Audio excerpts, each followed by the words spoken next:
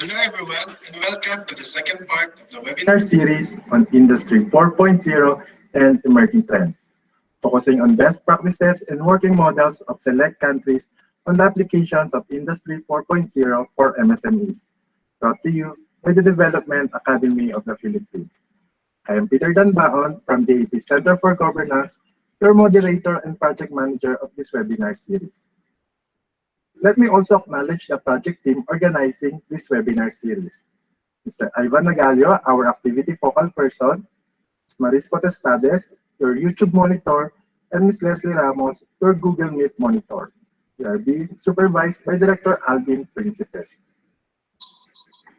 In this age of disruption, production techniques and business models brought about by the Fourth Industrial Revolution, it is imperative that the Philippine government capacitate MSMEs to maintain their competitiveness and sustainability.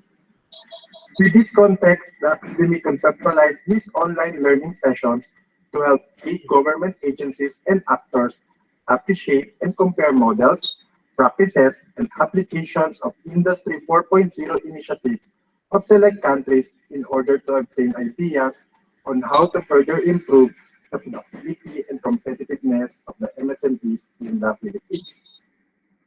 Before we formally start, allow me first to reiterate some reminders and house rules that was posted during this webinar. All sessions in this webinar series are being recorded and broadcasted live via YouTube for documentation purposes. By joining this webinar, you automatically consent to such recordings. You may write your complete name and agency in the chat box so that we could monitor your attendance both in the Google Meet and the AP CFG YouTube channel.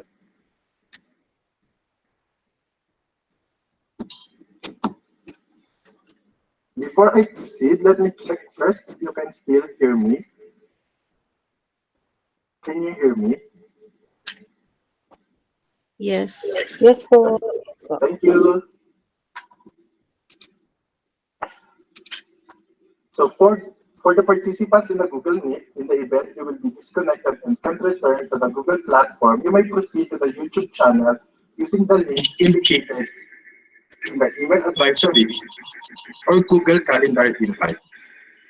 Please put your microphone on mute to minimize background noises and avoid distraction for the duration of the session. While we can mute you, it will take us time to identify you given the number of participants.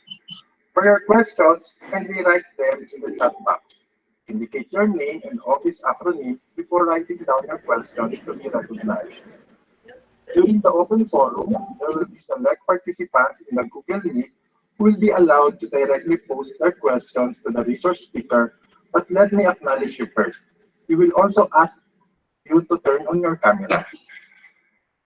Presentation materials will be available immediately after the session per request of our resource speaker. It will be available in our webinar series Google Drive. Its link will be posted in the chat box. If you will experience difficulty in reading the presented materials, kindly bear with us. So before we start today's session, we would like to recognize the senior executives and key officers from the national and regional offices of the different participating agencies.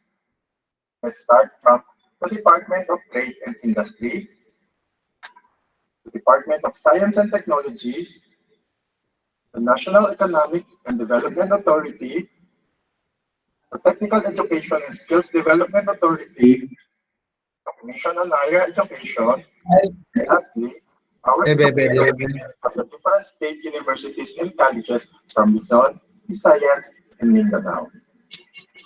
Again, thank you for joining this webinar session despite your busy schedule as we adapt to this new normal. We will now begin this webinar series with the country that started it all, Germany, to discuss Germany's strategies and experience in pursuing fourth industrial revolution for MSMEs. We will be joined today by Ms. Asha Maria Sharma from the German Trade and Invest. Our resource speaker is the Deputy Director in Investor Consulting Digital and Services Industry at the German Trade and Invest, the Foreign Trade and Investment Agency of the Federal Republic of Germany, whose mission is to promote Germany as a location for industrial and technological investment and to identify investors for the German market. Their service portfolio include market data, legal and tax framework, information, personal recruitment, and site selection support. Take care of digitization issues and related topics within the organization, like artificial intelligence, Internet of Things, and Industry 4.0. As the industry expert, she coordinates all activities around Industry 4.0 and regularly leads presentation on the topic. She has a reliable network within industry and scientific institutions. To deliver session one, let us welcome Ms. Asha Maria Sharma. Ms. Asha. Hello. Thank you, Peter. Thank you very much. A very good morning to everybody. And a good day from Berlin, from Germany. So I'm really honored to be part of this event, this workshop today. And I'll try to familiarize you with the Industry 4.0 or smart manufacturing in Germany, how it all developed and evolved.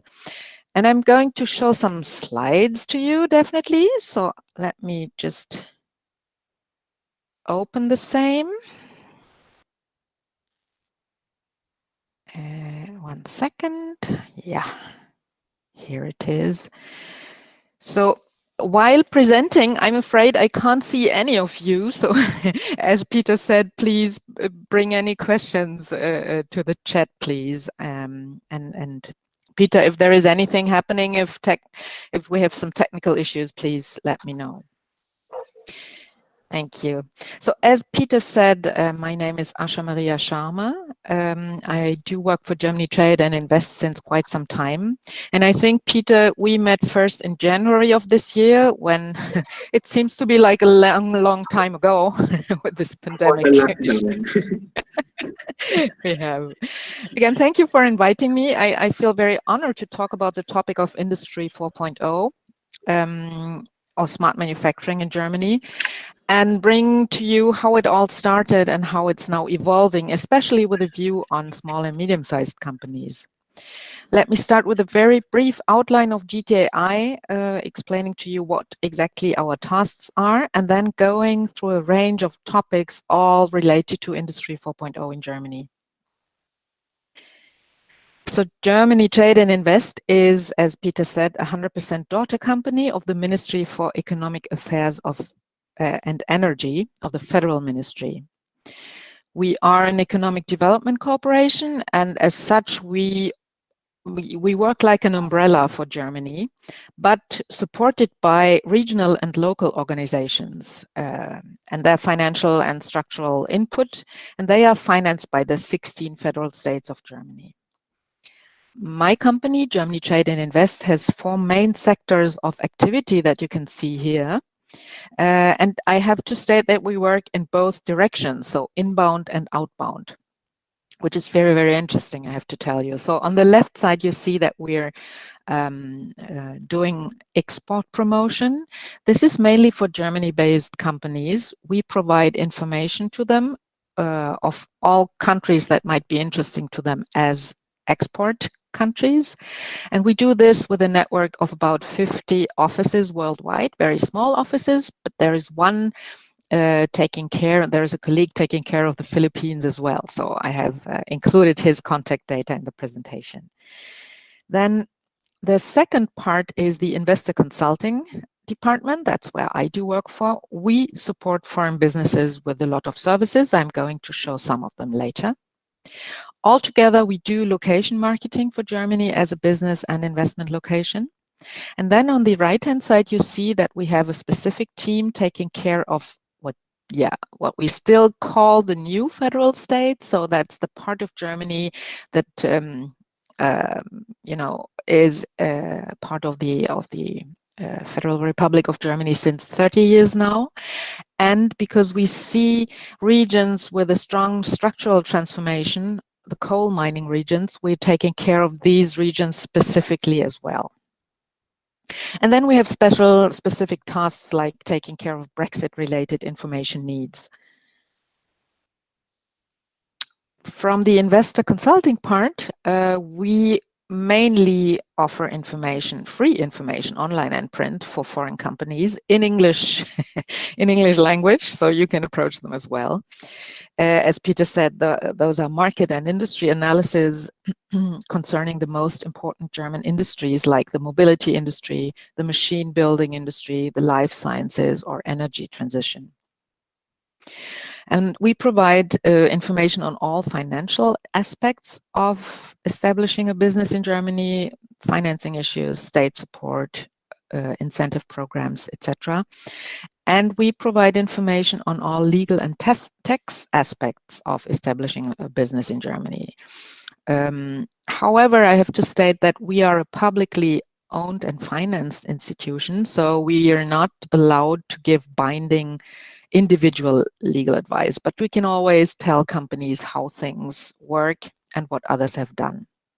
And last but not least, if there is anyone interested in setting up in Germany, be it a production, be it a service office, we help finding the best location and provide advice together with our regional partners. And as I said, we are supported by our international offices. So coming to today's topic, Industry 4.0, a German brand. I would like to structure it in some chapters, so to say, starting to explain a bit about the industrial framework conditions in Germany, because they are the basis of this development. Then talking a bit about the Industry 4.0, as you may be wondering from where it comes. It's basically the Industry 4.0 comes from the background thinking that it's the fourth industrial revolution, meaning that the first one was mechanization, when it was still with water or steam power. The so-called second revolution was the use of electricity and then the mass production with assembly lines, etc. The third one, not too long ago, like started in the 80s, was the use of electronics and IT and the start of automation. And now Industry 4.0 is the next step, including aiming towards intelligent manufacturing using microelectronics and the Internet of Things, and basically connecting the shop floor and enterprise management systems together towards a more flexible production.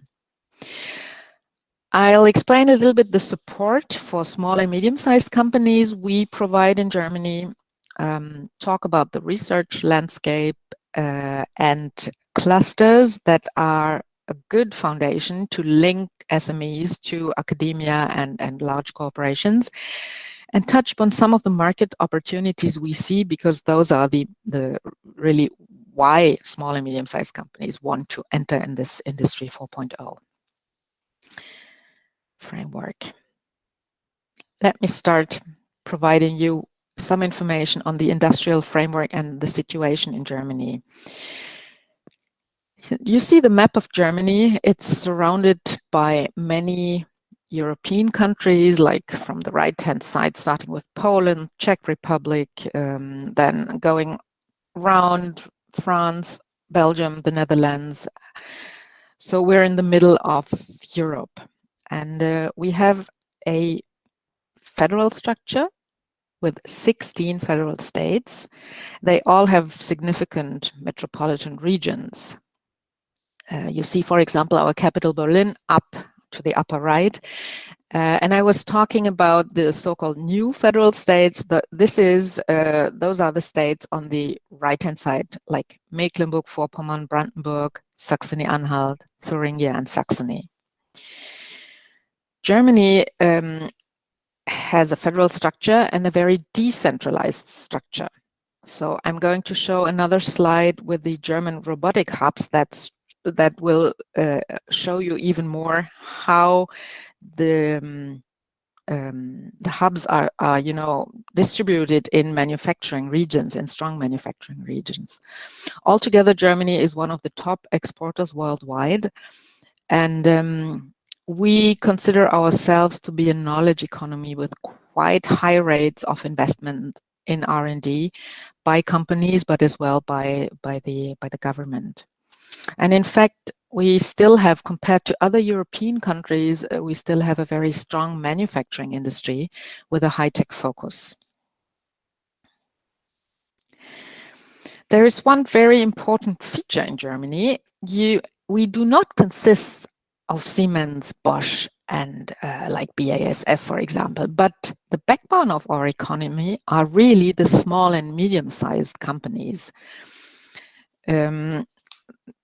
Companies that do not have more than 500 employees. And out of the all registered companies, 99% are considered to be SMEs. So we have 3.7 million small and medium-sized companies in Germany. And these companies are very important for the workforce because they employ more than 20 million people, meaning about 80% of all employees in Germany work for Mittelstand, for small and medium-sized companies. And their share of the net value added amounts to 55%.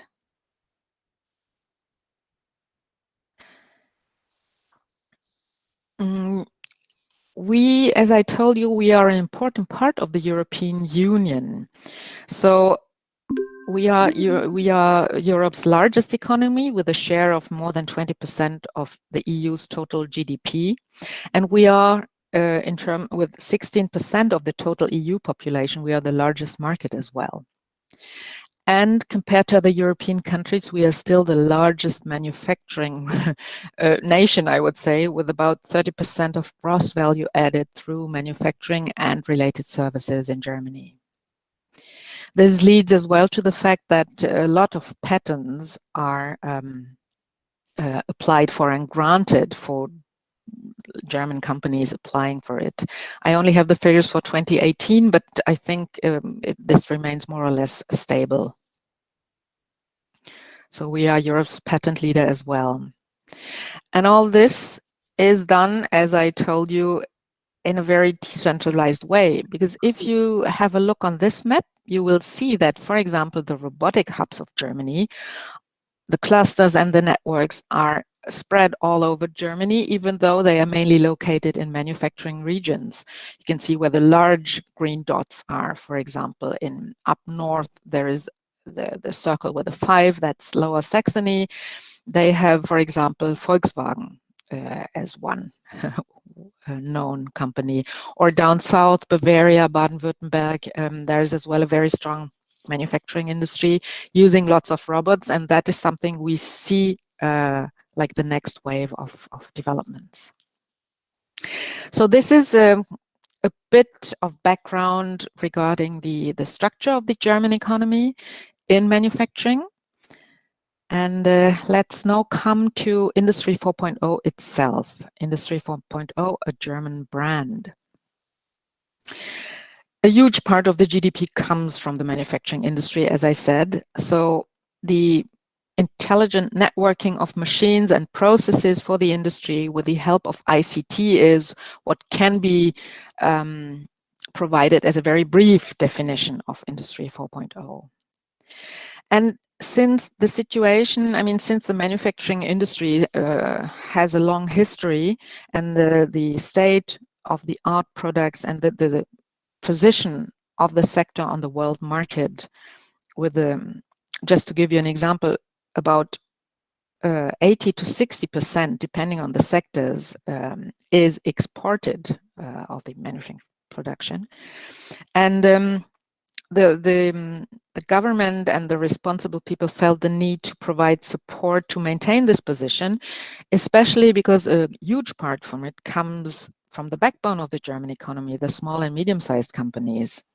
So like 10 years back, we started developing ideas and a scenario for the years to come that led to this Industry 4.0 thing. What we now see is that Industry 4.0 has developed into a complete ecosystem, and it's now a very complex project with a growing number of interfaces between very different actors. aiming at reaching a flexible production, which would need a convertible factory, more customer-oriented solutions, not only mass production, but like customized mass production. And this will need to optimize logistics as well. And then the IT part of it comes, the use of data needs to be developed further, because there are lots of data coming out from technical processes, for example, that can be used to optimize these processes. And last but not least, we definitely need to work a more resource efficient circular economy. This is what we are working at now. But I would say the first approaches like 10 years ago had a rather theoretical background. And that was to develop instruments for SMEs to start upfront of such developments. Now we are much more working towards the practical use of these ideas. But let me give you this brief timeline, how it all started. On the left-hand side, you can see that in 2011, the term, the brand of Industry 4.0 was invented as a part of the so-called high-tech strategy 2020 of the German government. And it was invented by some professors of AKATech, that's the academy for technological developments in Germany. They're a bit like a think tank and, informing the government on helping them to decide what needs to be done, especially for SMEs. Then in 2013, the platform Industry 4.0 was announced at the Hanover Trade Fair. That's the largest industry fair in Germany, in Europe, I would say. And the platform was then meant to be a joint initiative, mainly pushed by the large industry associations.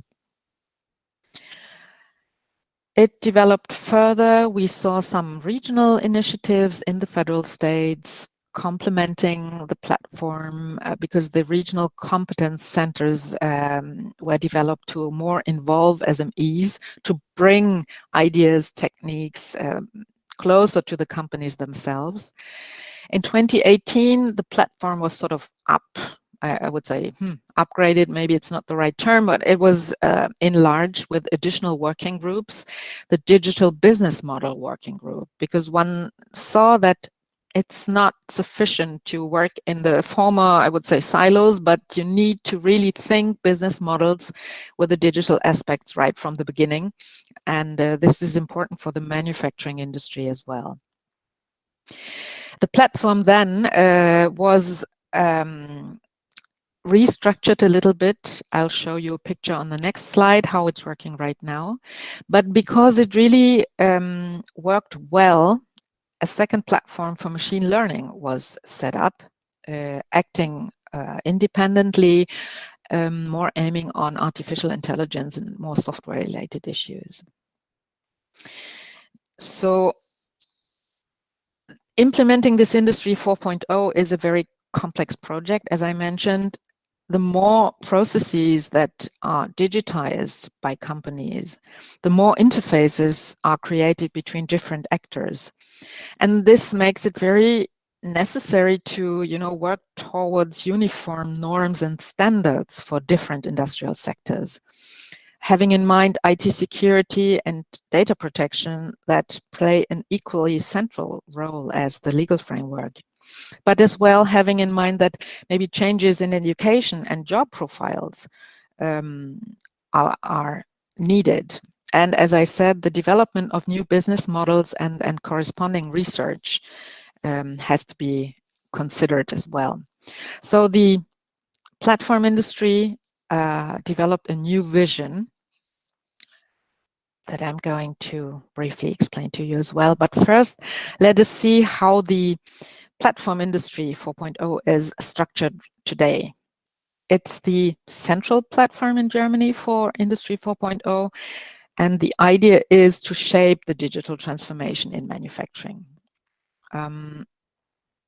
This makes it necessary for all groups to be involved in it. So there are companies, there is the workforce, there are trade unions, industry associations, science and politics, they all have joined forces in the platform and work towards developing technical foundations and make the changes tangible for all, and create a worldwide impact. This is done in several working groups, but they're all aiming on, giving pre-competitive concepts and solutions and making these developments, these ideas, these projects accessible, especially for small and medium-sized companies. So the platform operates an online library where companies can check if there is anything written on what they have as problem or challenge at the time being. And the platform really supports companies with use case information. They have an interactive map, and they have a small and medium-sized enterprises transfer network. Plus, as I mentioned, the international Industry 4.0 discourse is strengthened because standardization processes cannot stop at any border, so we need to make it internationally viable. You'll find English-speaking information on the website of the platform, so please feel free to check yourself if there is anything that might be helpful for you. I like especially the interactive map that is always updated by new projects. Yeah, so one more thing I wanted to mention, Industry 4.0 is evolving. So we need to regularly check if our aims, if our understanding is still the right one. And based on this, based on the existing industrial base in Germany, a new vision for Industry 4.0 was developed and was published, I think, end of last year. The idea now is to develop a more holistic approach to shape the digital ecosystem. And that does not stop at the border, but invites international players as well. The platform has defined 3 fields of action as the guiding principles of the vision, offering as well fields for new market entrants. So they're very interesting for new investors to Germany, but as well for all international companies who want to familiarize themselves with these developments. The 3 fields of actions are mentioned here on the slide. Let me start by the first one up on top. It's autonomy. So Germany and Europe is aiming at promoting technological developments and security and working towards a reliable digital infrastructure. There is another project that is taking care of this digital infrastructure. It's called Gaia X. I won't talk about it today, but it may come whenever you read something about the digital infrastructure in Germany, in France, maybe in Europe. It's Gaia X, and as well, this is again open to all companies from all over the world. So it's not restricted on German or EU companies. On the right-hand side, you see that the term of sustainability. So it covers education and new work issues in production and automation, but as well the circular economy. So it's about social participation. It's about having a high standard of living, offering high standard of living for everybody. And the third one is interoperability. This is aiming at a common regulatory framework and proven standards to facilitate market entry of international companies, but as well helping German companies do their business abroad. So in fact, this vision highlights the importance of I would say, openness and the willingness to work with international partners.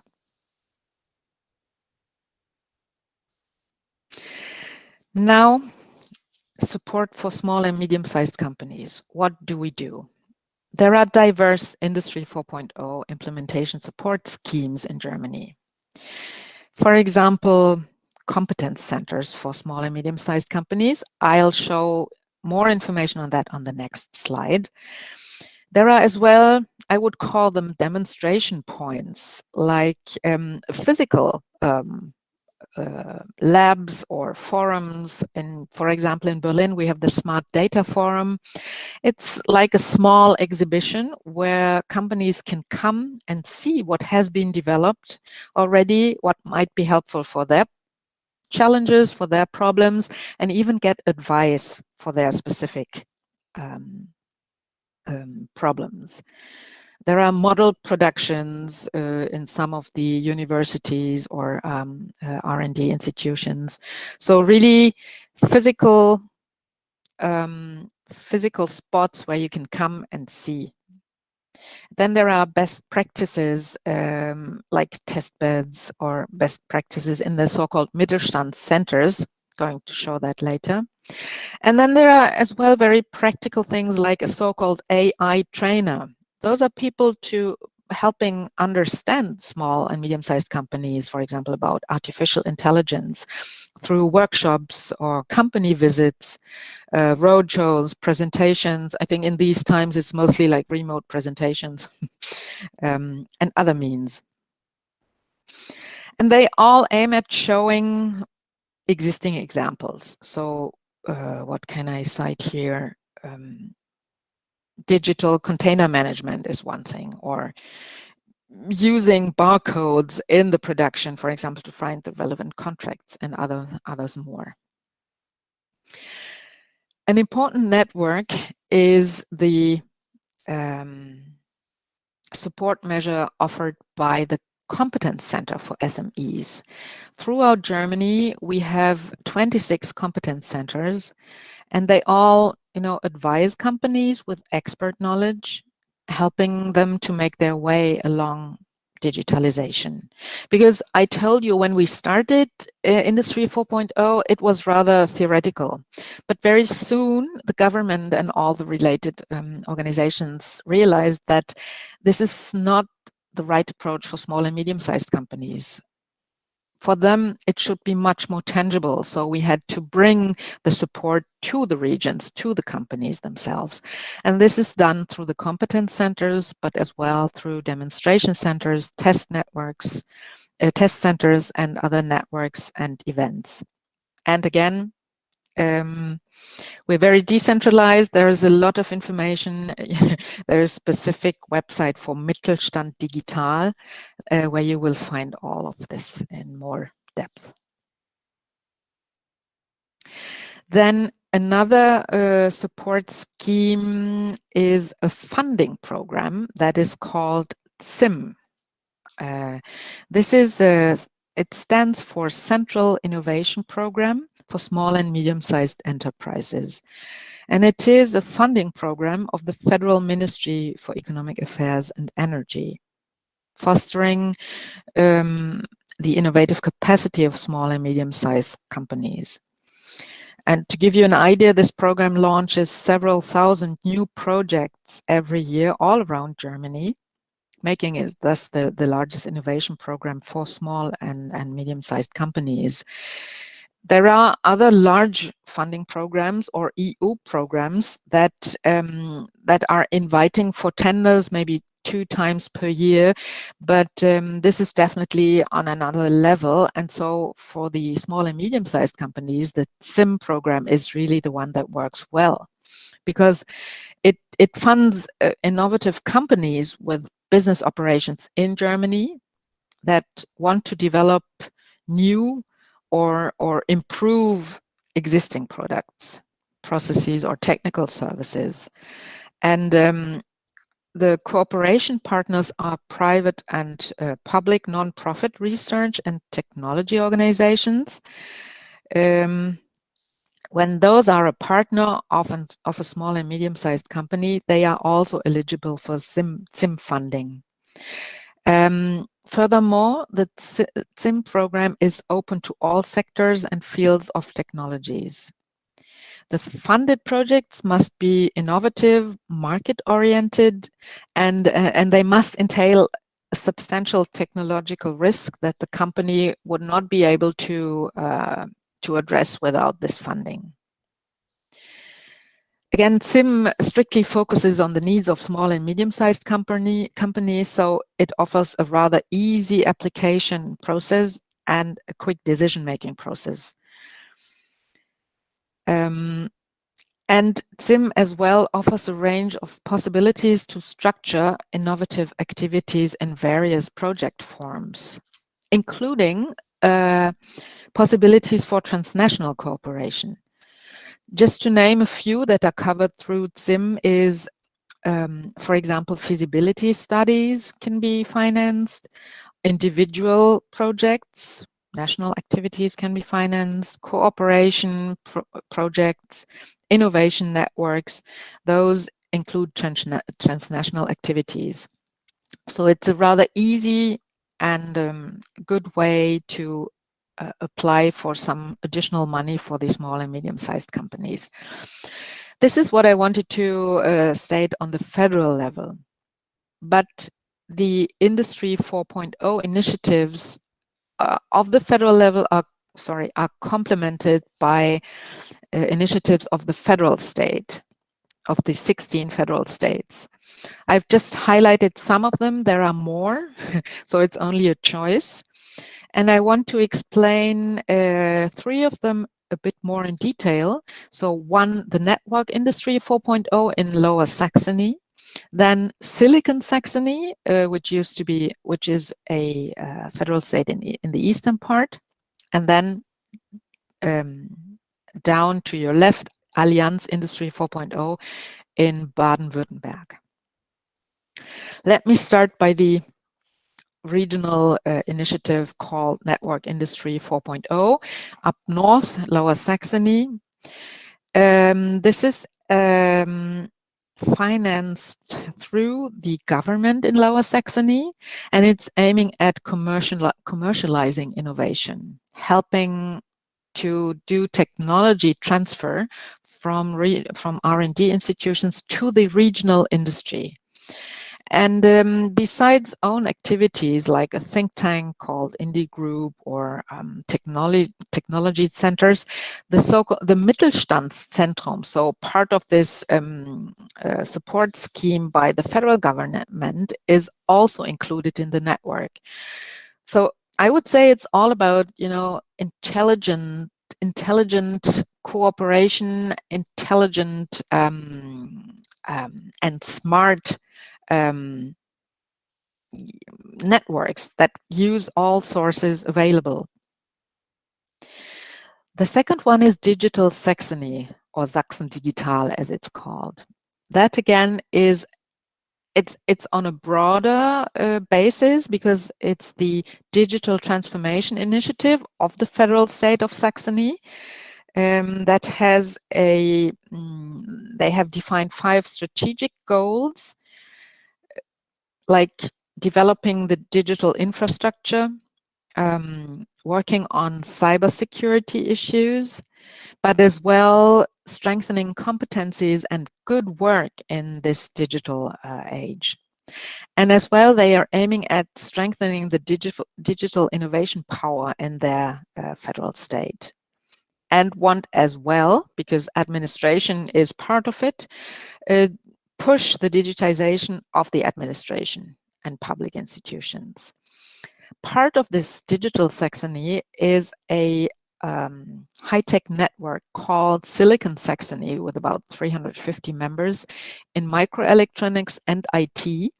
They have started their work in 2000. And this region is mainly driven by microelectronics. So that's why they call themselves the Silicon Saxony. And the network is a mix of public and private publicly financed organizations, I would say. And last but not least, the last one is called Allianz Industrie 4.0.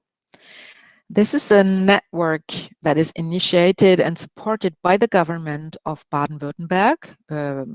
That's where Mercedes or Porsche are located, so they have they feel a strong need as well of opening up new fields of production, because the automotive industry as it used to be is probably something that really needs to shift towards more electrical and yeah, new developments. This office is in comparison to the others, or differentiating to the other ones I cited, the office of the Alliance Industry 4.0 is managed by VDMA. That's the large industry association for the manufacturing industry in Germany. And they have like agile project groups taking care of the needs and taking care of upcoming issues right away. There are more regional initiatives, just to show you that more or less all of the 16 federal states are offering support, always depending on their industrial bases. The research landscape, quickly going through it, I have structured it into 3 points: international research institutions, clusters, regional clusters, and then again, for all of Germany, we are considered to be a location of engineers. Starting with this 3rd point, location of engineers and more, we in Germany have a specific, I would say, education system. So half of the German workforce, you see it on the right-hand side in blue color, they come from the so-called dual education system. And this is a combination of vocational and part-time training, and is usually determined by industry-specific needs. And these skilled craftsmen can enter into, they have a technical background, but they can as well enter into management positions. Then there are university graduates and graduates from vocational colleges and technicians. So the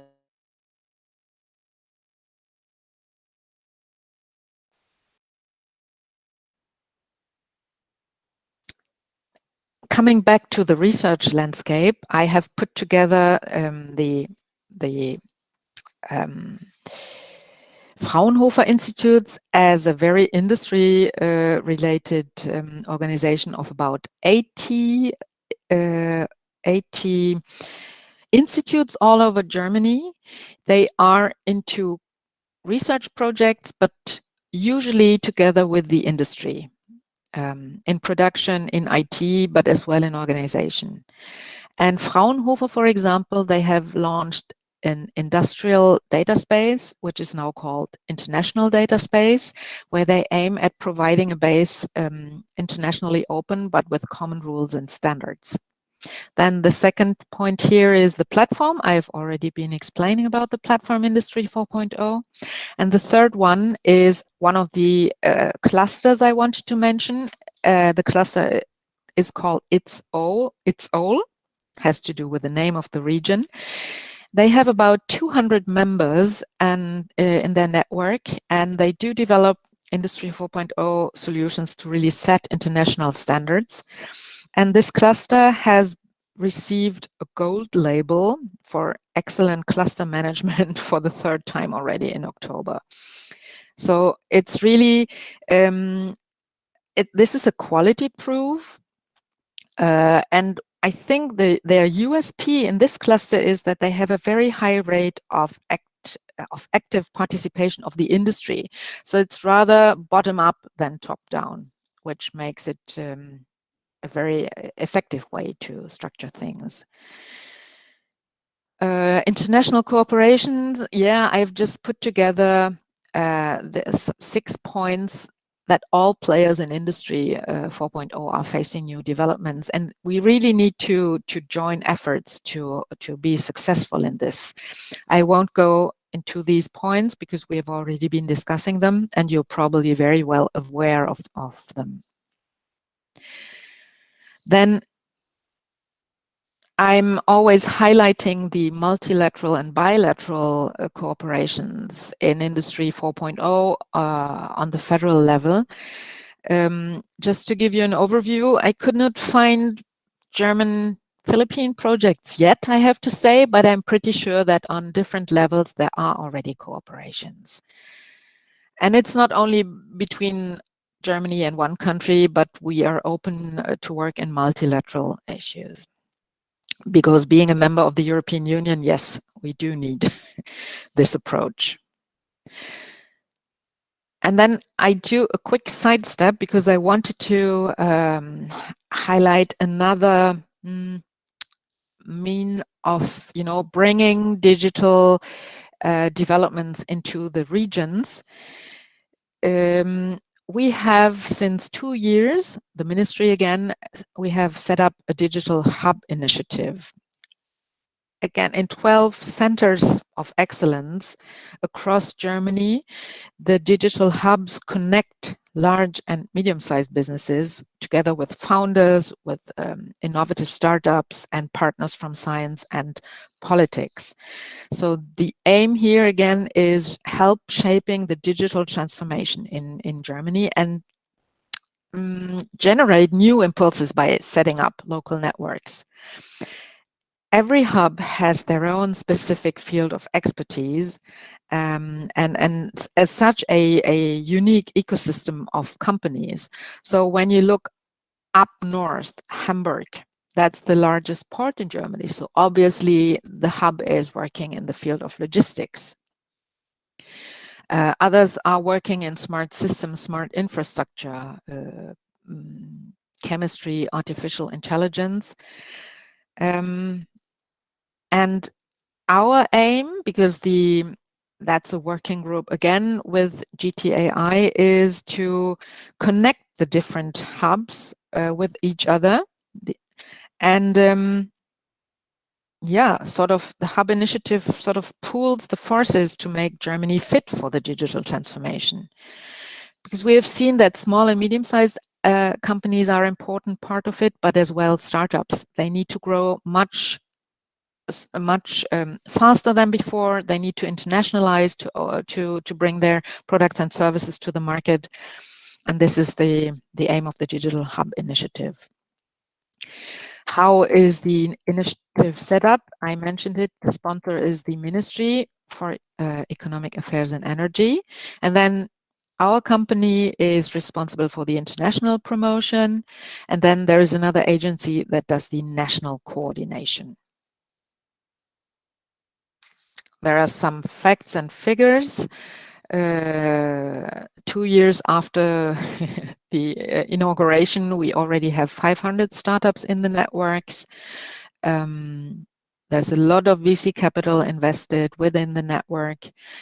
There are many successful cooperations of established companies. Meanwhile, a lot of networking events in the hubs, but as well internationally. And down on the right side, you see that already more than 200 international cooperations and programs have been set up. So this might be something where we can think about common activities as well. The market opportunities. I'll skip this slide. It's the marketing campaign Germany Works. Once we will be allowed to travel again, we may see this in some of the airports. But more important for me is to, quickly explain again the manufacturing industry, because that's the large market for Industry 4.0 solutions in Germany. In the different segments that you can see on the left-hand side, mechanical and plant engineering, the automotive industry, electronics and high-tech industry, and metal processing are the most important ones. But as well, automation and related investments, for example, in the fields of robotics, take place in a range of industries. I mean, due to COVID-19, we have seen that lots of automation companies shifted their product range towards automation, for example, in protective mass production. And this is exactly what is required by Industry 4.0 to be able to install flexible, customer-oriented production solutions. But there are other fields like the mobility or aircraft industry, for example. There's a new assembly line in Hamburg, inaugurated by Airbus, that has invested in a modular, lightweight, automated systems using robots for several tasks like drilling, countersinking, and sealing. And using robots definitely is a part of Industry 4.0. We think that further automation through AGVs, autonomous guided vehicles, will take place as well in the logistics industry. And Europe itself is the largest market for logistic robots. And seeing the fact that you see the e-commerce activities grow at a much stronger pace now with COVID-19, we think that logistic service robots is again a field where we will see growth all over the world. And last but not least, one more important part where we will see automation, intelligent automation, smart manufacturing, is the food and beverage industry. And here, I think it is expected that Germany, for example, has the highest share of new robot installations in relation to the general market sales volume in the food industry in the coming year. Because we have relatively high labor costs and very low food prices, so cost reduction in the production, the potentials can be utilized by automating the manufacturing processes with robot installations. So with this brief outline on opportunities, I will conclude my presentation, just showing you that there is someone in your region. If you need more information, please feel free to contact me anytime. And as Peter said, we'll be happy to share the presentation afterwards. And I will add some of the links I was talking about to make it more comfortable for you to check more details. Thank you, Ms. Sharma, for the very informative presentation. We will now proceed to the open forum. For the participants, you may now post your questions in the chat box so that Ms. Sharma can address it. So, Ms. Asha, while waiting for the questions from the participants, I have one question. One important factor in the implementation of your Industry 4.0 strategy in Germany is the involvement of your the state government. Yeah. So how do you manage to get their involvement? How do you manage to get their buy-in that your Industry 4.0 strategy will not be is highly centralized or will be dependent on the federal government? That's in fact a very good question, Peter, because that's not an easy task. But I think what brings us together, so the federal government and the regions, is the aim to provide support to small and medium-sized companies. So there are usually, before the federal government and the Ministry of Economic Affairs really comes up with new projects, there are internal discussions. We have a forum where all the ministries of economy of the federal states and the federal government are discussing these means. And then through the platform itself, where a lot of, like regional partners are involved from company side, from research side, from association side, I think that's a very good mean to transport the needs towards the federal government. But on the other hand, you are right. The 16 federal governments are fully responsible for what happens in their regions, and they have to take care of what their companies see as needs. So basically, I feel that there is this complementary approach from both sides. But the aim definitely is to support German SMEs in their way towards digital transformation. Thank you, Ms. Asha.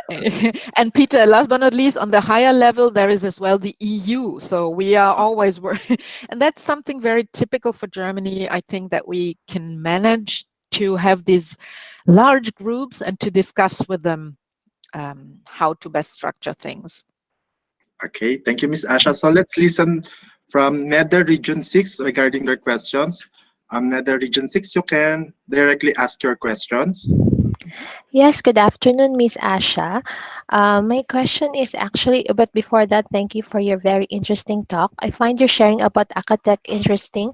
If I may ask, what is its relationship with the local governments? Actually, I would say the Acatech is not really related to any of the governments, but every government can come to Acatech and ask them to provide support for a specific problem or challenge or anything they want to discuss. Acatech is how to put it, it's more, they are working on technological developments and trying to bring those in relation to the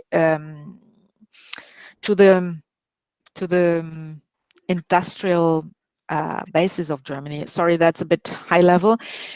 If you wish, I can always get back with a bit more information on Acatech, maybe including it in the presentation. With some more points on it.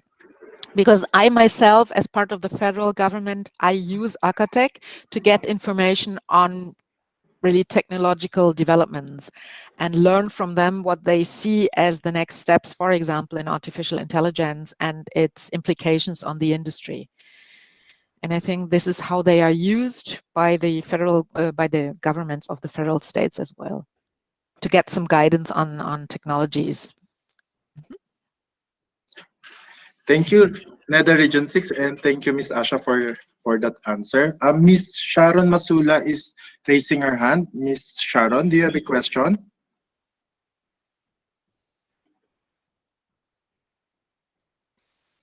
Okay, so while waiting for Ms. Sharon, we have another question from Mr. August Andong. Mr. August Andong, you may ask your question. Yeah. Sir August? Yeah. Good Ma'am afternoon, Miss August, sorry. Asha. Okay lang po. Marami nagkakamali sa pangalan ko. A lot are mistaking my name as a man. So anyway, Apologies for that. automation may Yeah. entail reducing job opportunities for skilled and hard labor workers. Like, for example, Yeah. the one that you provided, the robotics for food and beverages, which used to be done by people. Now it's done by machines or robots. So what alternative means of work do you provide now for your workers in Germany? For the That's, displaced worker. yeah, that's a very good question. Because that's definitely an issue that we're discussing as well on the platform Industry 4.0. So there are like two aspects of it. First of all, what is usually said is that people need to be ready to be reskilled, to have like a lifelong learning, because they would first of all need to adopt at least partly the automation. I think we will not be able to really do everything in such a way that you won't need workers anymore. But their job profile will change. So they might be more in the field of supervising robots in a way, and foreseeing issues than to be really on the shop floor. But that is something that is under discussion, and that is something why, for example, the trade unions are part of the whole process, because we need to, have this close linkage and see their concerns regarding the workers. And secondly, in Germany, like in Japan or other industrialized countries, we have a quickly aging population.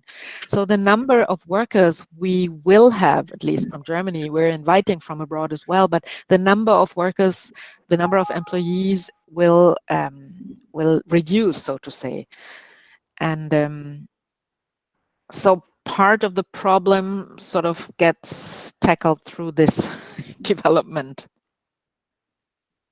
Thank you. But yes, yeah, welcome. Thank you, Ma'am August. Are there any questions from other participating agencies from the Department of Trade and Industry, from the Department of Science and Technology? Ma'am Asha, we have participants from the state universities and colleges. I guess they might be interested to know what is the role of the tertiary education in the implementation of Industry 4.0 in Germany. Did they play a significant role, the tertiary education, your universities and colleges, on how do you manage to implement Industry 4.0 in Germany? Yes, they do in different ways. Yeah, no, that's a good question. The universities are on one hand partners in the R&D related to implement smart manufacturing or Industry 4.0. So they are natural partners when it comes to when companies feel the need of exploring technologies further or getting things realized. Plus, the students of the universities, they are the future workforce. So companies tend to invite them for internships, for example, to realize projects, as to, be able to employ them later on, like link them to their companies right away. Then in some of the universities, there are test beds or labs where they invite small and medium-sized companies to come and explain their issues, their challenges, and they are offering the lab space to work on solutions. Plus, universities are important from my point of view when it comes to internationalization, because more and more of the technical universities are offering English-speaking master classes and master courses in the field of in different aspects of Industry 4.0 related topics. So as inviting students and as well professors from abroad to share their knowledge, bring in their ideas. As such, they are an important part. But again, universities are education is part of the responsibility of the federal states. So the the federal government itself, the Berlin-based government, can give money and, for example, find out universities of excellence and so on. But the programs are usually done by the universities plus the federal states themselves. Okay. Thank you, Ms. Asha. You're welcome. There's one more question I just see in the chat. We have a question regarding from Mr. Raymond Venaceda. Sir Raymond, you can now ask your question. Sir Raymond. Good day, Miss Asha. You mentioned earlier that 50% of the workforce come from the dual education system. Can you expound on that, on your dual education system, and how long does it take for an individual to finish this education? Yes. Thank you for the question. Yeah, in fact, this so-called dual education system is something very typical for Germany because it's a professional training and responsibilities are shared between the company and the state. The universities or schools financed through the state. It covers a range of different professions. I'm not exactly, it's around maybe 180 or 200 different professions, starting from very basic things like becoming a hairdresser or a baker is a professional education, going to mechatronic people or people in the chemical business or so. Usually an apprentice has a contract with a company and the company pays him a monthly salary, which is less than he would earn as a fully a fully trained professional, but still, you know, helps him to gain his life. And depending on the profession, the time depends between, I would say, 2 years and 3.5 years of professional training.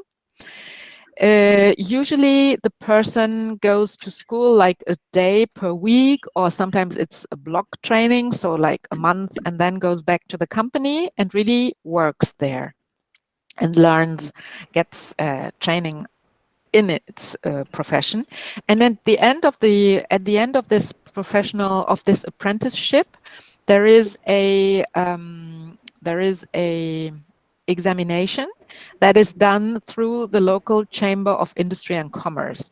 And this examination then, if the person passes it, now the person is entitled to have the title and can work as a professional in whichever company that asked for his knowledge and this profession. But I mean, the companies who are offering these apprenticeships usually do it because they want to keep the people working in the company then, because they have trained them for 3 years, so they would like to, you know, keep them further. Thank you, Miss Asha. You're welcome. Thank you. Ms. Asha, we have a question here from our YouTube participants. How Yeah. are the small and medium industries categorized or classified in Germany? Is it in terms of capitalization? And what are your common industries? Mm-hmm. Actually, yeah, we there are different definitions of small and medium-sized companies. So, in most cases, we do adopt the one that is provided by the European Union, which says that a small company, an SME, has not more than 249 employees, and the annual turnover is not more than 10 million euro per annum. That's sort of the classification. The one I gave was really based on the number of employees, so no more than 500 employees. And then there are other definitions. There are large companies in Germany that consider themselves to be Mittelstand companies because they are still family-owned businesses, but they employ like 4,000 to 5,000 people. So that's a good question. You will always have to ask the person giving you the definition of SME, what exactly he's meaning with this. And then the second part was, how do we classify them from technology-wise? Yeah. Yeah. Um, The last part will be yeah. what is your common industries? What are your common industries in The common Germany? industries in Germany, as I stated, there is a lot of companies in the field of mechanical and engineering. Companies, there is a lot of, I would call it now mobility, but basically it's the automotive industry and all their suppliers and sub-suppliers. What else can I name? There is medical technology, which I think, yeah. And then, yeah, there is food industry as well. But maybe I can add one slide in my presentation covering these questions, if you wish. Okay, thank you. Yeah. Let's proceed with Miss Amy Saavedra. Miss Amy, you can now ask your question.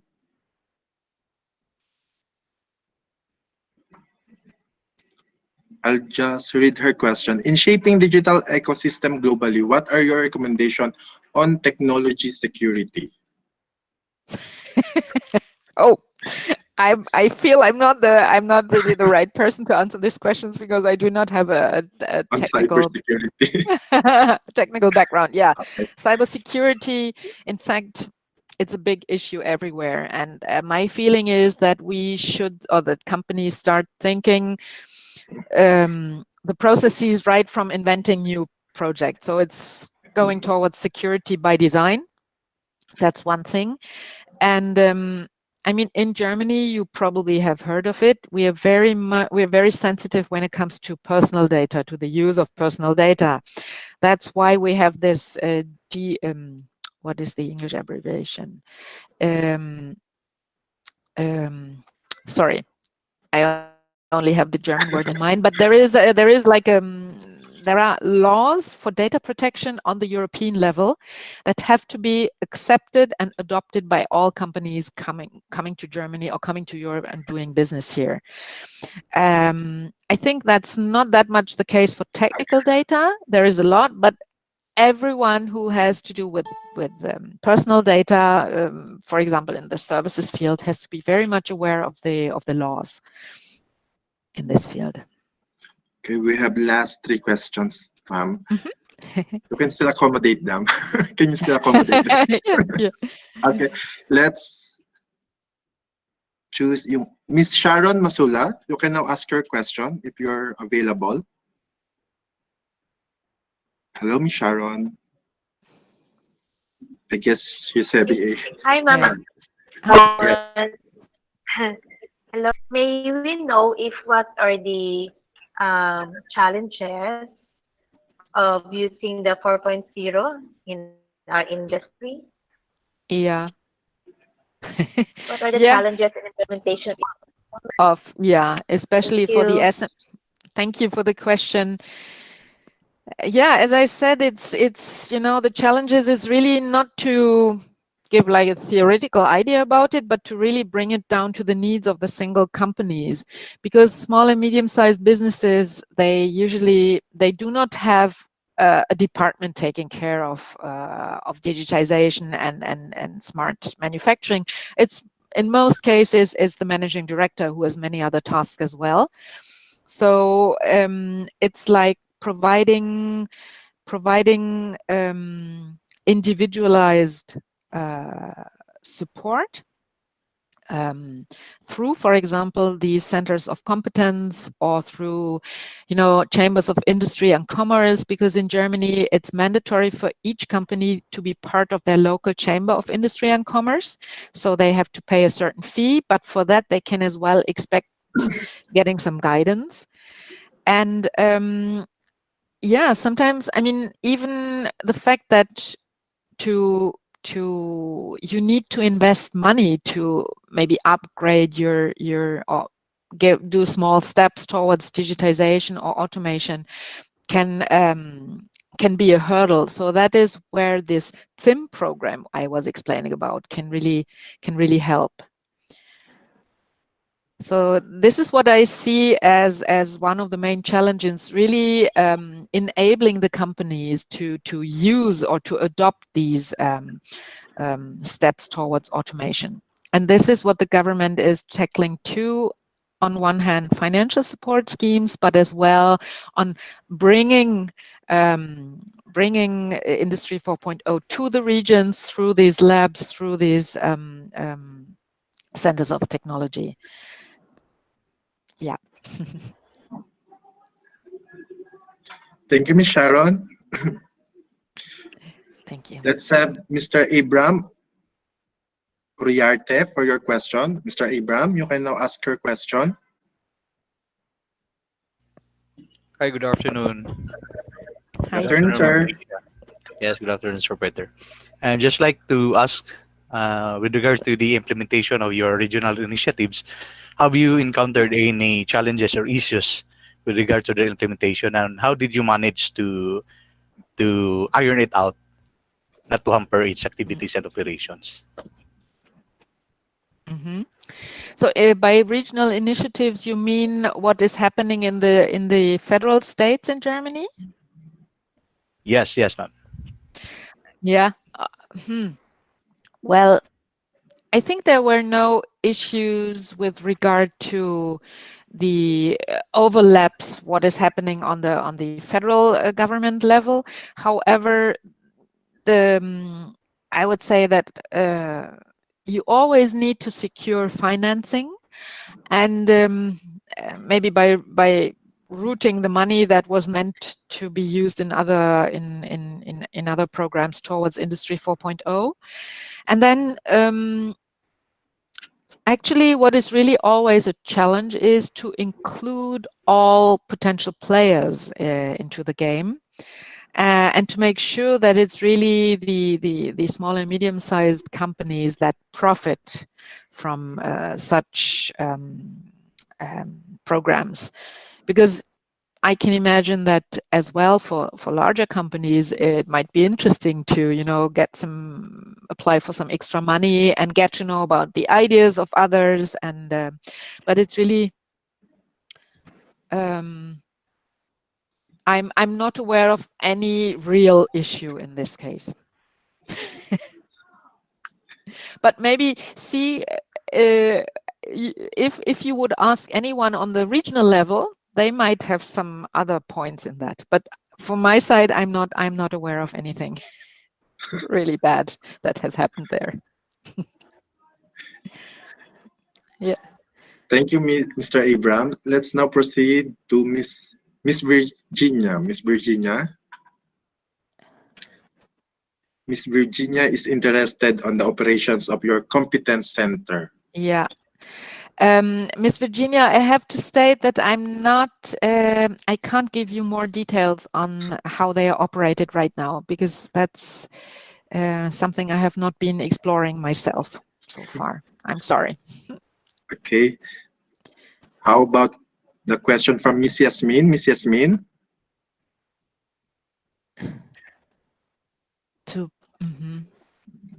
Hello, Miss Yasmin. Oh, you may want to directly.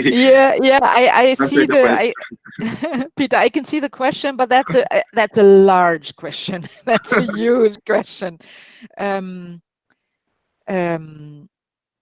Actually, how does the government help the private sector to process a novel product, technology from research to patent to commercialization? Well, there are different ways that you can use for it, but basically I would say there are financial support schemes like the ZIM, and then there are practical approaches like, the government that has helped clusters to set up shop that exactly aim on helping this way on the regional level. We are not, to my knowledge, we are not giving any money for patent applications from government side. However, I know that this is an important and expensive part when you, when you want to do something there. So there are, for some steps in this process, you can probably avail or apply for public money, but for some others you can't. And it's always by the help of, I would say, the regional initiatives, the clusters, etc., where you can find out the best way to do so. I see. Sorry, so it's really yeah. The clusters are very helpful then. Yes, the clusters are helpful, and maybe industry associations where you can talk to other partners are helpful. Plus, you can always check with the platform, with the different working groups there, if they can, also give you some good ideas. Investments, I guess. Maybe also for investments. Investments. I mean, for investments, there are again, that's a different, very different angle. Investments can come from VC companies. They can come from publicly owned funds. But there, again, depending on where the company is located and which technology they are adopting, you will always have to find an individual combination. The digital hubs I was mentioning briefly can support when it comes to the questions of financing as well. Okay. We, for example, as Germany Trade and Invest, we only provide consultancy, but we have no money to hand out. So we can always draw the attention to other programs helping them. Of course. Thank you so much. Thank you very much. Thank you for your question. Thank you. Mr. Tupas, are you raising your hand? You may ask your question. Yeah. Sir, we cannot hear you, Sir Tupas. It seems that maybe he had to leave. Yeah, but I can see his question. Maybe I can Yes. just read it aloud. Oh, guten Tag. There is some German in here. Thank you. The federal government of Germany, especially the GTZ, which is part of another ministry, has been very supportive Support. of the development, in the Philippines. Are there programs implemented in the country that are related to Industry 4.0? Actually, Mr. Tupas, I would have to check because they have the GTZ has another mother ministry. So we're working maybe sometimes in parallel, but I would probably need to check what they plan.